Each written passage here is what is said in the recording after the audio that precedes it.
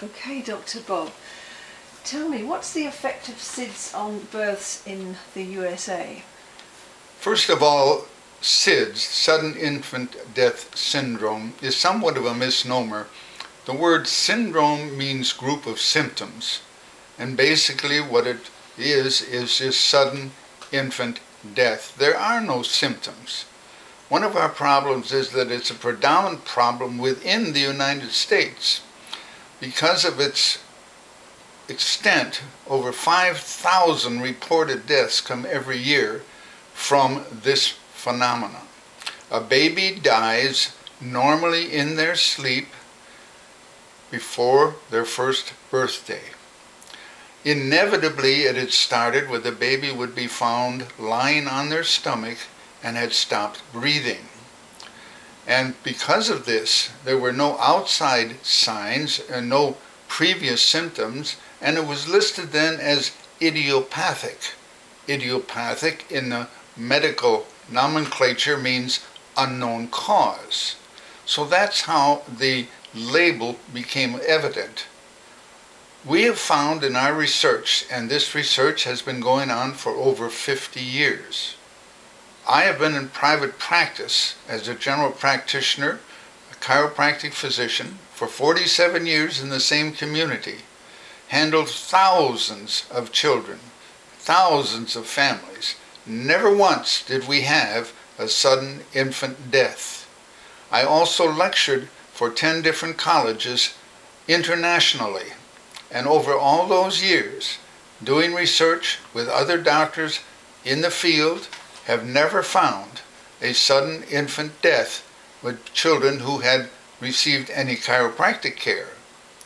Now, one of the reasons for this, so evident in the United States, is in the obstetrical procedure.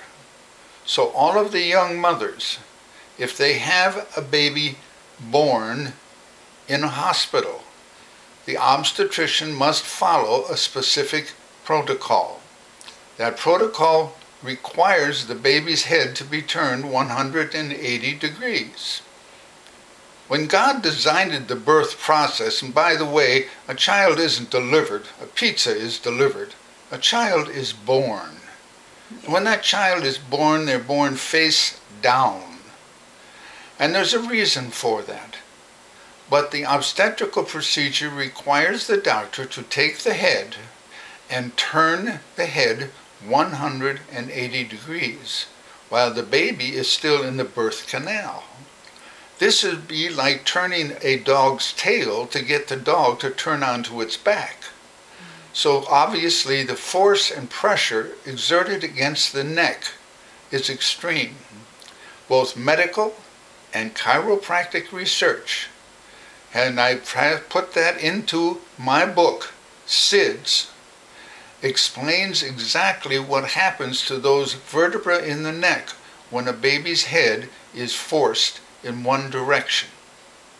Consequently, the nerves that come from the brain that travel through the spinal cord go to every part of the body to help it function.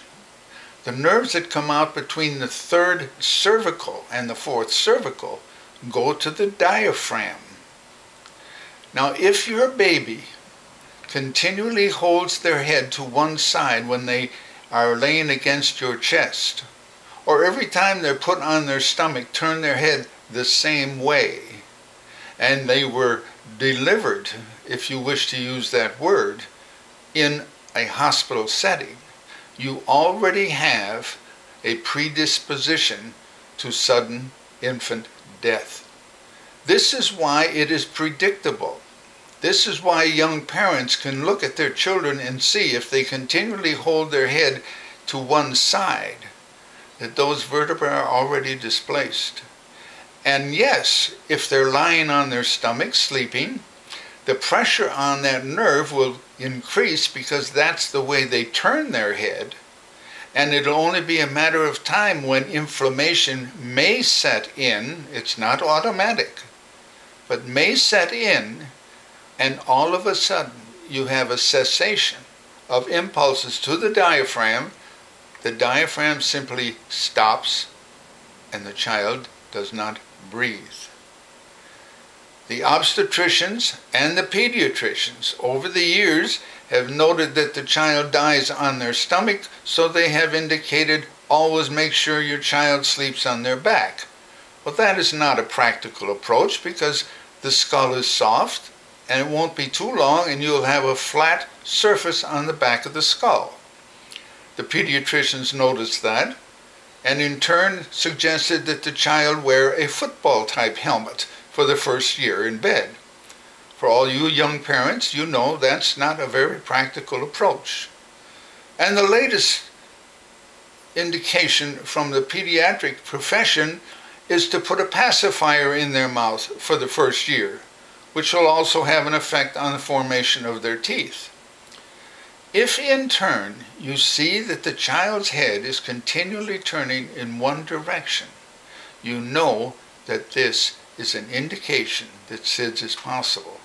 My suggestion would find a qualified chiropractor, one who is familiar with working with infants, not just babies. I'm talking about under 1 year of age.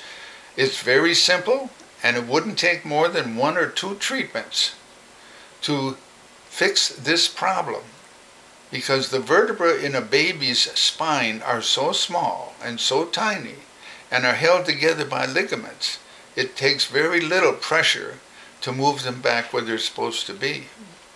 And in this way we can prevent not only thousands of deaths, but thousands of divorces, because mothers accept the guilt of the fact that their child has died and feel it's their fault. Husbands have trouble living with this, and it ends up in a divorce. We have thousands of people who were accused of child abuse because their child died of SIDS, and the authorities thought it was abuse.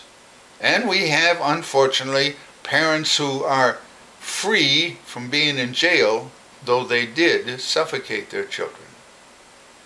Now, this is not a universal problem. The other countries do not have this problem. Midwives who are used in home births and assisting in births never have shown any record of SIDS developing in their children that they assist in the birth. So this is something that one must be aware of. Home births without a doctor in attendance. There has never been a substantial record indicating that there are any deaths from SIDS in home births that are unattended. So children born with a midwife, children born at home without a doctor, do not develop SIDS. And this research has been developed over 50 years to show that the only ones who can predictably develop this condition are those who are born in a hospital. So the book that I have written gives you all the information as to what to look for, what signs should be there, how you can prevent it, how you can be assured that your child is going to live as full a life as possible. I read your book, Dr. Bull, and I thought it was amazing because it was very direct and to the point, quick and easy read, and very, very good. I think you've just about answered every single question I would have asked you. So I think this was a very good time to stop right now, and thank you very much.